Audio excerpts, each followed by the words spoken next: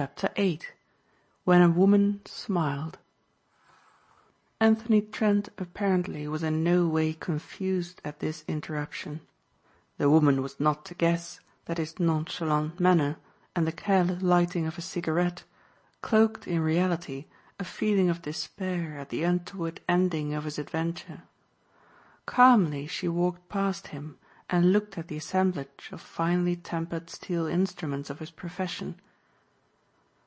"So you're a burglar," she said with an air of decision. "That is a term I dislike," said Anthony Trent genially. "Call me rather a professional collector, an abstractor, a connoisseur. Anything but that." "It amounts to the same thing," she returned severely. "You came here to steal my father's money." "Your father's money," he returned slowly. Then you are Miss Guestwick." "Naturally," she retorted, eyeing him keenly. "And if you offer any violence I shall have you arrested." She was amazed to see a pleasant smile break over the intruder's face. He was exceedingly attractive when he smiled. "What a hard heart you have." "You ought to realize this is no time to jest," she said stiffly. "I'm not so sure," he made answer. She looked at him haughtily. He realized that he had rarely seen so beautiful a girl. There was a look of high courage about her that particularly appealed to him. She had long oriental eyes of jade green. He amended his guess as to her age. She must be 27, he told himself. "It is my duty to call the police and have you arrested," she exclaimed. "That is the usual procedure," he agreed. She stood there irresolute. "I wonder what makes you steal." "Abstract," he corrected. "Collect, borrow, annex, but not steal." She took no notice of his interruption. "It isn't as though you were ill or starving. That might be some sort of excuse. But you are well dressed. I've done a great deal of social work among the poor, and often I've met the wives of thieves, and have actually found myself pitying men who have stolen for bread."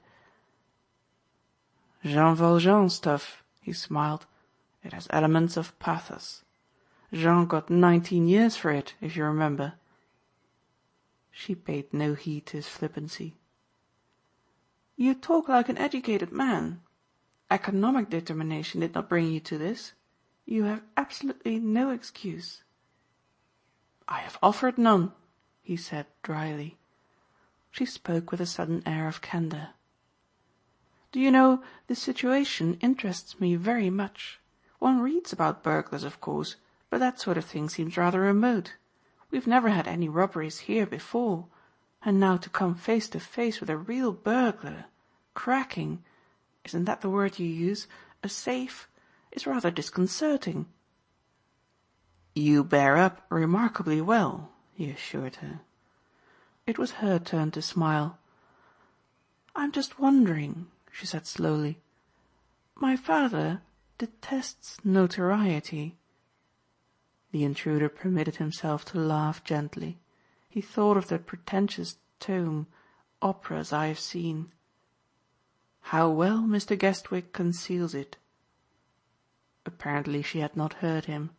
It was plain she was in the throes of making up her mind. "I wonder if I ought to do it," she mused. "Do what?" he demanded. "Let you get away. You have so far stolen nothing, so I should not be aiding or abetting a crime." "Indeed you would," he said promptly. "My very presence here is illegal, and as you see I have opened that absurd safe."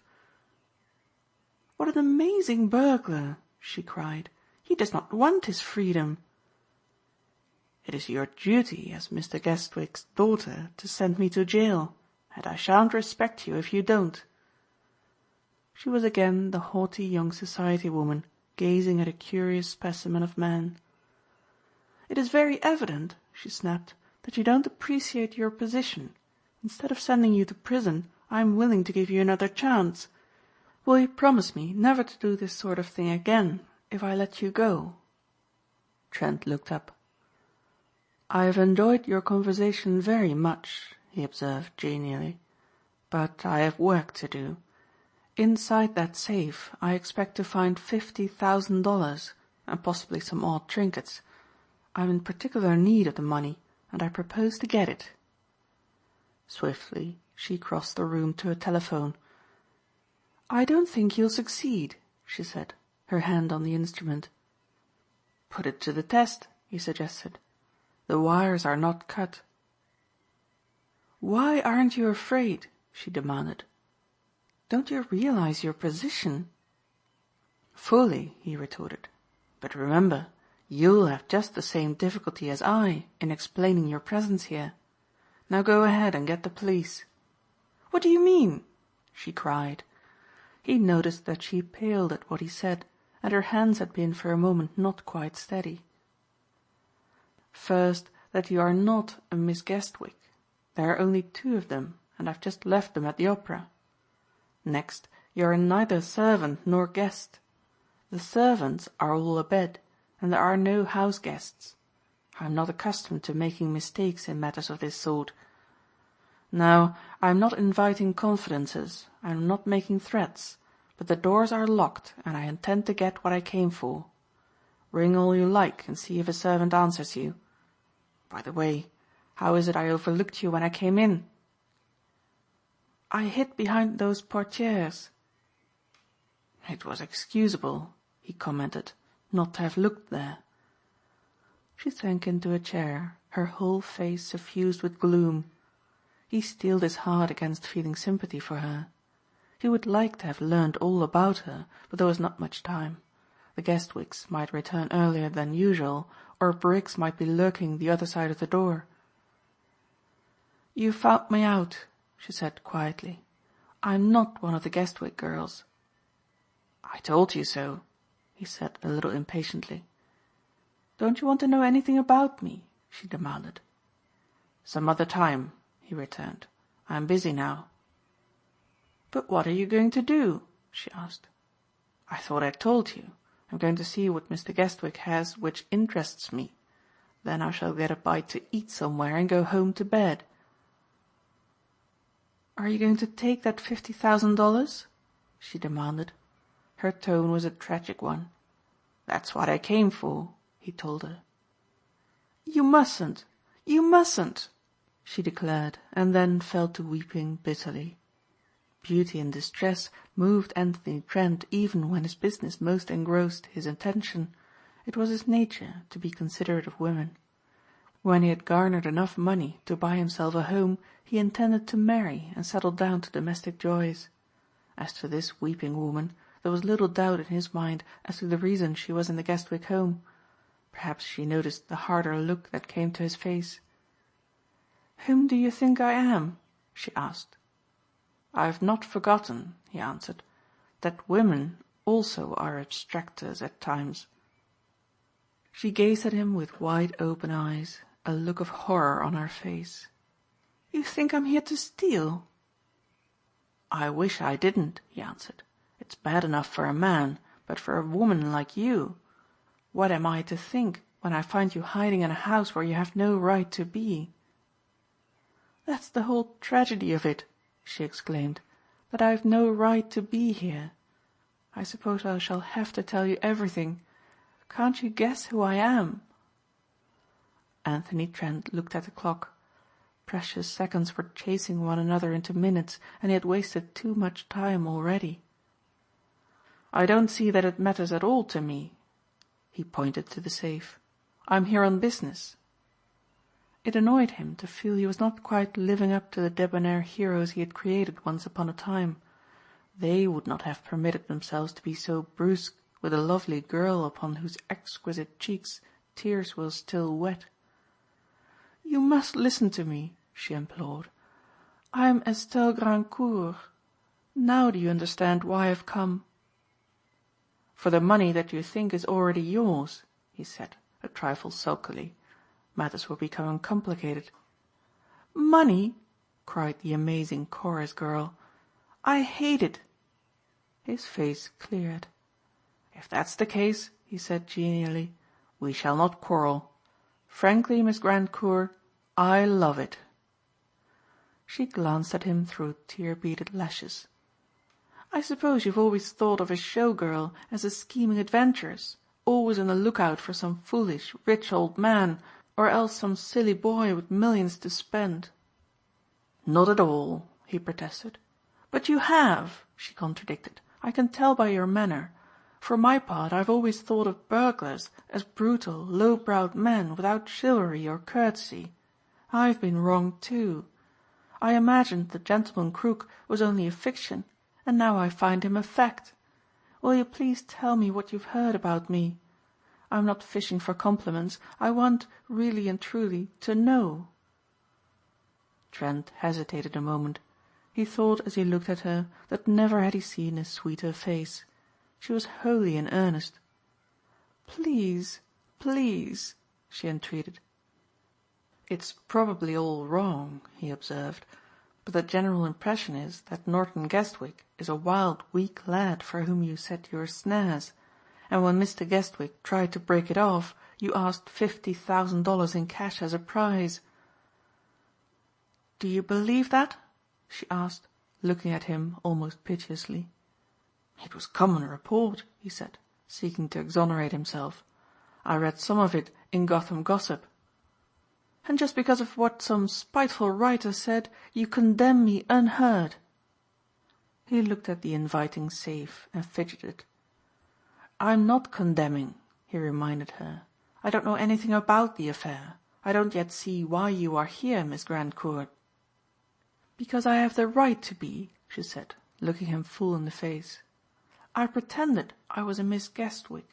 If you wish to know the truth, I am Mrs. Norton Guestwick. I can show you our marriage certificate. This is the first time I've ever been in the house of my father-in-law." "How did you get in?" he demanded. He felt certain that Briggs the butler had shown him into the library, believing it to be unoccupied. "I bribed a servant who used to be in our employ." "Your employ?" he queried. "Why not?" she flung back at him. "Is it also reported that I come from the slums?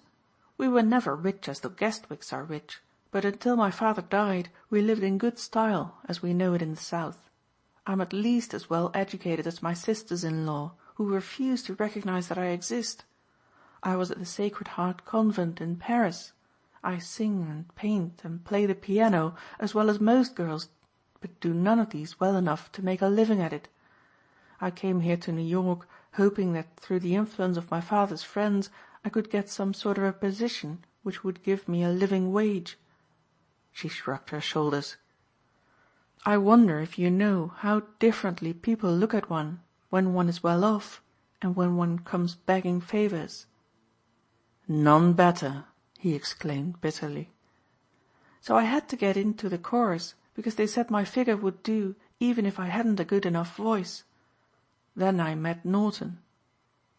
She looked at Anthony Trent with a little friendly smile that stirred him oddly. In that moment he envied Norton Guestwick more than any living creature.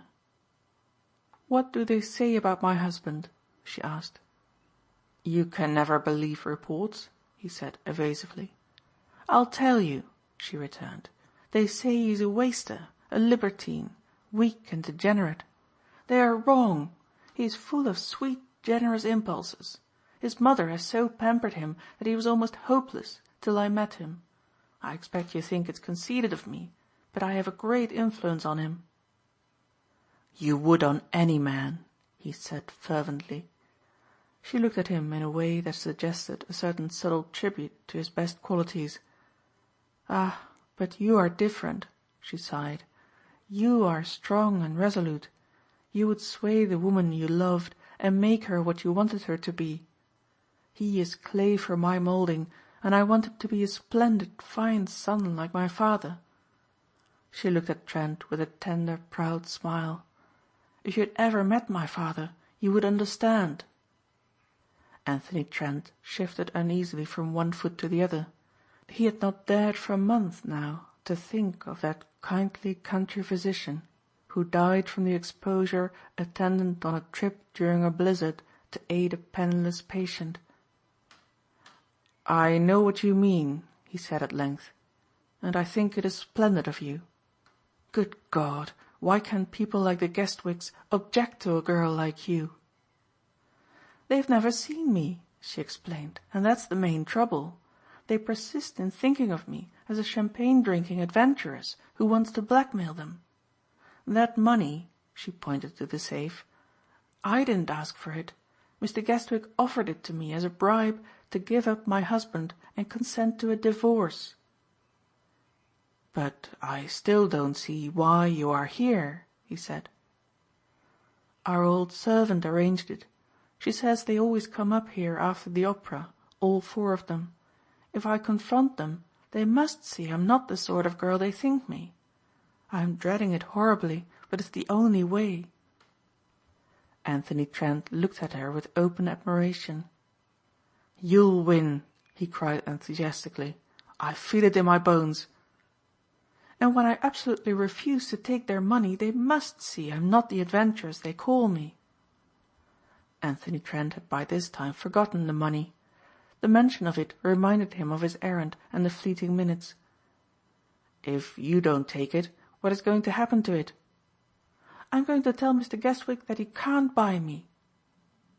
"But I'm willing to be bought," he said, forcing a smile. "In fact, that's what I came for." She shrunk back as though he had struck her. Her big eyes looked reproach at him. Tremulous, eager words seemed forced from her by the agitation into which his words had thrown her. "You couldn't do that now," she wailed. "Not now you know. They'll be in very soon now, and what could I say if the money was gone? Don't you see they would send me away in disgrace, and Norton would believe that I was just as bad as they said. Then he'd divorce me, and I think my heart would break." "Damn," muttered Trent. Things were happening in an unexpected fashion. He tried not to look at her piteous face. "Please be kind to me," she begged. "This is your opportunity to do one great noble thing." "It really means so much to you?" he asked. "It means everything," she said simply. He paced the room for a minute or more. He was fighting a great battle. There remained in him, despite his mode of living, a certain generosity of character, a certain fineness bequeathed him by generations of honorable folk. He saw clearly what the girl meant. She was here to fight for her happiness and the redemption of the man she loved. How small a thing, it seemed to him suddenly, was the necessity he had felt for obtaining the miserable money. What stinging mordant memories would always be his if he refused her? There was a tenderness, a protective look in his eyes when he glanced down at her. He was his father's son again. "It means something to me too," he told her, "to do as you want, and I don't believe there's a person on this green earth I'd do it for but you." His hand lingered for a moment on her white shoulder. "Good luck, little girl." The partly lighted hall full of mysterious shadows awakened no fear in him as he quietly descended the stairs. And when he came to the avenue he did not glance up and down as he usually did to see whether or not he was being followed. There was a lightness of heart and an exaltation of spirit which he had never experienced. It was that happiness which alone comes to the man who has made a sacrifice. There was never a moment since he had abandoned fiction that he was nearer to returning to its uncertain rewards. Pipe after pipe he smoked when he was once more in his quiet room, and asked himself why he had done this thing. There were 2 reasons hard to dissociate. First, this wonderful girl had reminded him of the man he had passionately admired, his father, the father who had taught him to play fair. And then he was forced to admit he had never been more drawn to any woman than to this girl, who must, before his last pipe was smoked, have won her victory or gone down to defeat. Again and again he told himself that there was no man he envied so much as Norton Guestwick.